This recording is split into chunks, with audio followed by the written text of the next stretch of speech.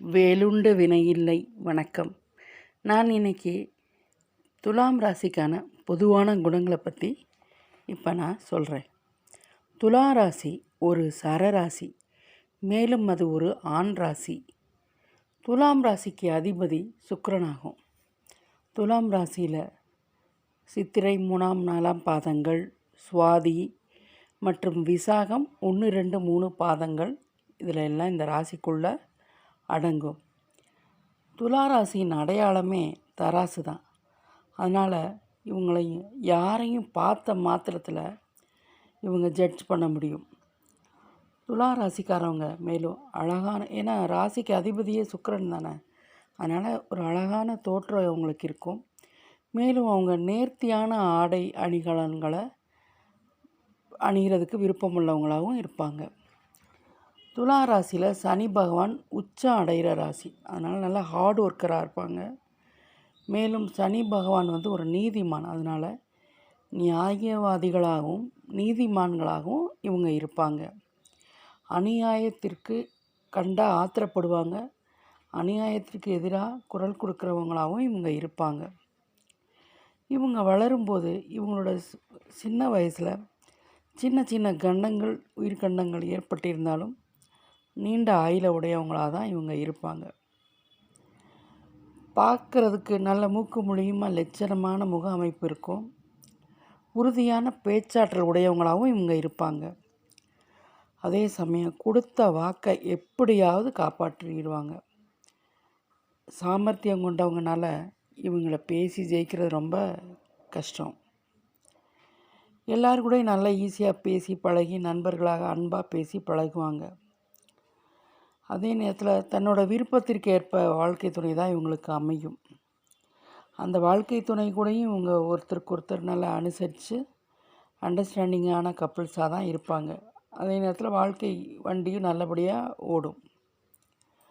பொருளாதார நிறையில் சில ஏற்ற இறக்கங்கள் இருந்தாலும் வருமானம் வர்றதுக்கு முன்னாடி செலவு முன்னாடி நிற்கும். இருந்தாலும் ஓரளவுக்கு சமாளிச்சிருவாங்க. இவங்க ஒரு இடத்துல எந்த இடத்துல வேலை பார்த்தாலும், எந்த ஒரு ஸ்தாபனத்தில் வேலை பார்த்தாலும் அந்த ஸ்தாபனம் நல்லபடியாக வளர்ச்சி அடையும்.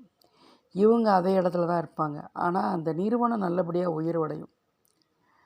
இவங்களுக்கு ஒரு ப்ரமோஷனு அல்லது இன்க்ரிமெண்ட் எது வாங்கணுன்னாலும் இவங்க ரொம்ப கஷ்டப்பட்டு தான் வாங்கணும். இந்த ராசியில் சூரியன் நீச்சம் அடைகிறதுனால, துலாம் ராசியில் சூரியன் நீச்சம். இவங்களோட அப்பா ரொம்ப படாத பாடுபடுவார். ரொம்ப போராட்டத்தில் தான் அவரோட வாழ்க்கை இருக்கும். இதுதான் இந்த ராசியோட அம்சமே. இவங்கக்கிட்ட ஒரு வேலையை ஒப்படைச்சிட்டாங்கன்னு வைங்களேன், அதை முடிக்காமல் அவங்க தூங்கவே மாட்டாங்க. அதை செய்து முடிக்கிற வரைக்கும் ஒரே குறிக்கோளாக இருப்பாங்க. இவங்களுக்கு ரொம்ப செல்ஃப் ரெஸ்பெக்ட், தன்மானம் ரொம்ப அதிகமான உள்ள ஒரு நபர். தெய்வ வழிபாடும் ரொம்ப அதிகமாக ஈடுபாடுகள் அதிகமாக இருக்கும். இந்த துலா ராசிக்காரங்களுக்கு வீடு மனை வாகனம் பண்ண வீடு இந்த மாதிரி ப்ராப்பர்ட்டி சொத்து விஷயத்தில் அதிக ஆசை இருக்கும். ஏன்னா சுவாதி ராசிக்கு அதிபதியே சுக்கிர பகவான், மேலும் இந்த ராசிக்குள்ளேயே செவ்வாயோட நட்சத்திரமும் வருது. மேலும் சுவாதி நட்சத்திரமான ராகுவோட சாரம் உள்ள நட்சத்திரம் இருக்கிறதுனால எதிலுமே ஒரு பிரம்மாண்டமான ஆசை இருக்கும். அது சாதாரண ஆசையாக இருக்காது, பிரம்மாண்டமாக தான் இருக்கும். மேலும் இவங்க தன்னை கேர் பண்ணிக்கிறதுலையும் தன்னை அழகுபடுத்துறதுலையும் ஒரு ஆர்வம் உள்ளவங்களாகவே இருப்பாங்க. மேலும் இவங்களுக்கு எந்த ஒரு டிசீஸ் வந்தாலும் அடிவயிறு சம்பந்தமான ஒரு பிரச்சனைகள் இவங்களுக்கு இருக்கும். விளையாட்டில் ரொம்ப ஆர்வம் உள்ளவங்களாகவும் இருப்பாங்க.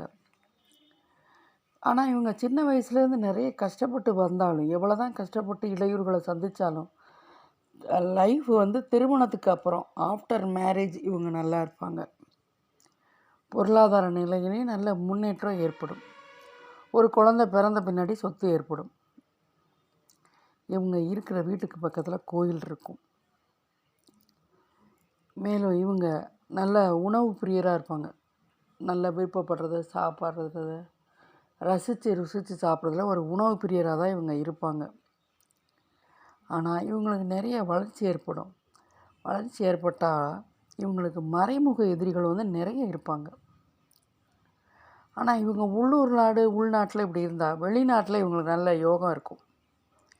போய் பிஆர் வாங்கி அந்த ஊர் சிட்டிசன் ஆகிறது இந்த மாதிரி இருந்தாலும் இவங்க நல்லா இருப்பாங்க. ஆனால் இவங்க ஒரு தொழில் நடத்துகிறோம், பார்ட்னர்ஷிப் போடுறோம்னா அது சரியாக வராது.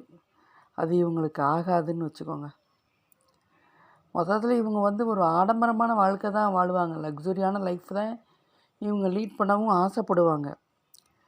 அதே நேரத்தில் இவங்க சாப்பிட்றதுல கொஞ்சம் உணவு பழக்க வழக்கத்தை இவங்க மாற்றிக்கணும்.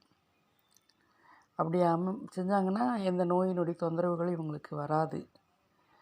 மேலும் துளாராசிக்காரங்க பழமுதிர் சோலையில் உள்ள முருகப்பெருமானை வேண்டி வணங்கி வந்தீங்கன்னா இவங்க வாழ்க்கையில் ஏற்பட்ட தடைகள் நீங்கி வெற்றி கிடைக்கும். நன்றி, வணக்கம்.